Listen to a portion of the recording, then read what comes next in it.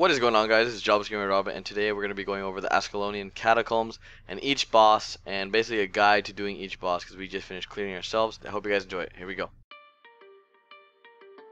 Alright, the first boss. We got the Ascalonian Lieutenant.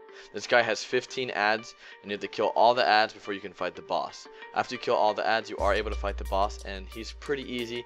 Sort of a tank and spank. Just be very cautious of his AoE damage ability that just basically he stomps the ground like you just saw, or uses his hammer on the ground and it just wrecks face. So be very cautious of that, and it's better to fight him in an open area, and we decided to fight him on the stairs for some reason. I don't know why, but he's pretty easy. Just be very wary of his AoE damage. The next boss that we have for you guys is Master Ranger Nente, and this boss is fairly simple. This boss has 4 phases and they consist of 2 elements. The first element is he is in range mode, and the second is he is in melee mode. In the first phase, he's in the middle of the room shooting his bow at his enemies from a distance.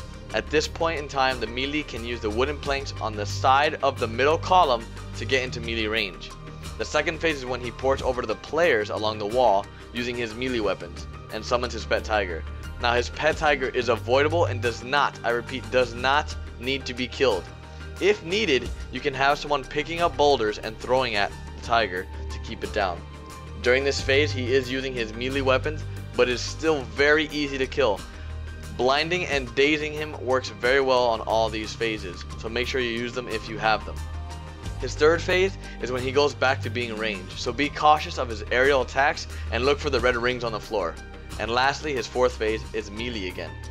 Resummoning his tiger every time is something he does, so be very cautious of his tiger and just get away from it and avoid it at all costs. Alright, so next boss we have is Kasha Blackblood. Now this boss is fairly simple, another tank and spank, but there's a little mix to it.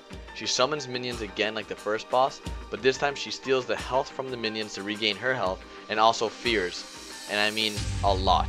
So be careful of that. She fears a lot, guys, so make sure you down her minions quick, and when she does fear, just be ready to get out of it and get back to DPSing.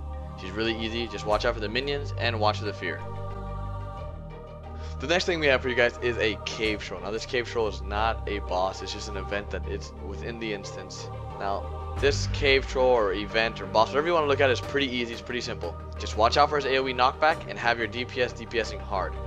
One of the things you want to watch out for is other monsters around the cave troll. You want to clear the whole room before you start this event, because if you don't, you're going to have a hard time DPSing him and staying alive to all the minions and other stuff that happen around you. Now we did not kill everything around us, so learn from me. It is very hard to kill him and all the minions that do spawn when you get close. So most of you guys came to this video in order to do these 2 bosses, because this is the hardest part of this whole dungeon, and it's not even the last boss. Can you believe that?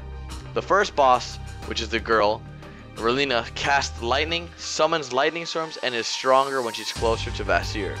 Now Vassar creates illusions and is stronger near Ralena, so you know what that means? You have to separate them. Now, in any common MMO, what you want to do is just separate them by one person attacking one and the other person attacking another. Well, it doesn't really work like that because they do a lot of damage. So what we want to do is find this room that we are in right now. This room allows you to separate the 2 bosses by putting one boss on one side of the door and the other boss on the other side of the door. Now, the one on the outside of the door, which is going to be Vassar in this situation, he's back at the spawn point just standing there waiting for you guys to go and kill him, while Ralena is fighting her heart away trying to kill you on the other side of this door.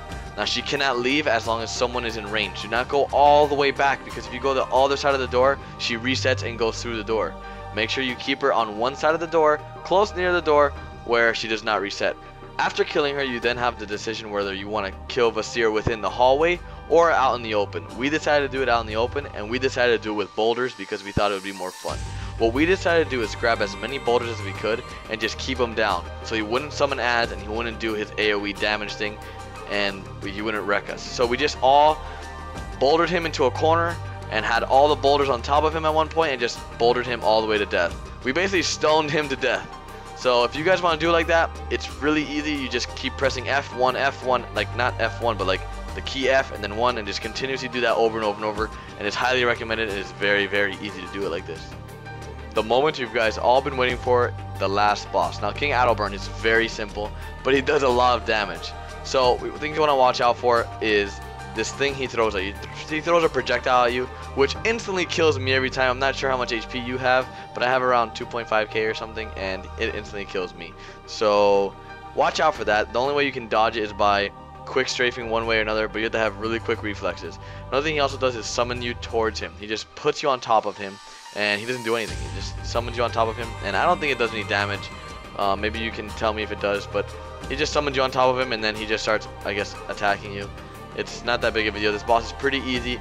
Just watch out for the projectile he throws at you, and make sure at all times you have a teammate or someone alive there to keep the fight going. So guys, I hope you guys enjoyed this commentary and this guide to doing AC. It's been Java's Gamer Robin. Till next time, guys. Later. If for some reason you stayed around this long and really like this guide, make sure you do subscribe and like this video. We do put out a lot of content, and we're going to be putting out a lot of Guild Wars content. So make sure you hit that subscribe button, like it if you liked it, favorite if you loved it, and I guess I'll see you guys for the next video. I hope so. See you guys.